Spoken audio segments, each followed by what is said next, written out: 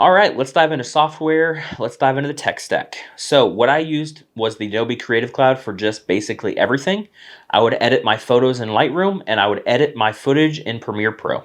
Like I said, there's plenty of tutorials, plenty of stuff on how to use those platforms. I'm not going to dive into any of that for you in this exact course. And then from there, so you have a couple different options here. One thing that I would use to edit quick videos and maybe make reels is an app called VN. The letter V and the letter N. It's a free app and it looks almost as, if you're familiar with Premiere Pro, it looks almost exactly the same. And it's a way for you to kind of run and gun. When you're on the run, maybe working with a client, and you want to send them a video back really quick to show like, hey, look how sweet I am, look how fast I get stuff done. You can whip something up on your phone really quick. And I love it. It saves me in a bind so many times. And then from there, one of the things you're going to want to look into is graphic design type program, because when you're making this content, you're not just going to be posting cool videos anymore, because you're not just that content creator anymore. We're going to be doing photos and we're going to be doing graphics. And so part of those graphics, my favorite platform to use is Canva. Canva is becoming incredibly popular for people because it takes having to understand graphic design and it dumbs it down.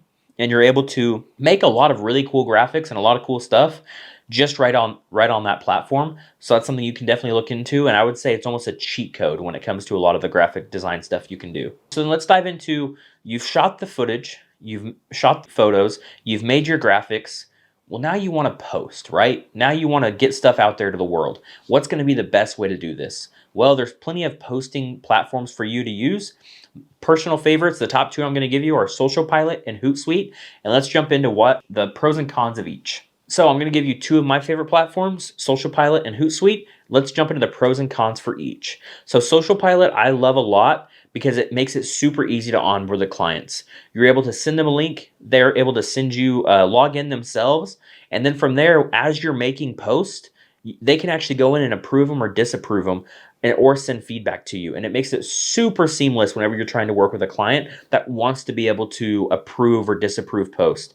The only thing here is after something gets posted, if you're not an admin on the Facebook page, the Instagram, or anything like that, to be able to go in and be on the physical page and not a third-party platform, if something goes wrong, you can't take it down. So it's going to be super important here that they approve it and they understand the expectations that once it's approved, it's going live unless you go in and delete it.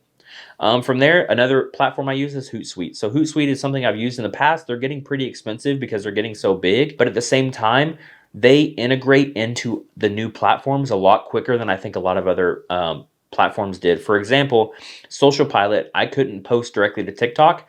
Still can't at the time of this video for the longest time. So, and then Hootsuite now has it to where you can actually post to TikTok by itself. So they are kind of ahead of the game when it comes to getting integrated in, because they're one of the really, really big companies. So you've learned how to shoot content, right? You've learned how to post it.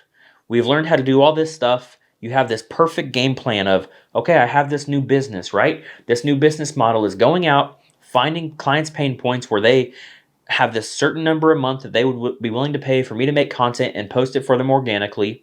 Now, how do I get clients? And that's what we're going to dive into next.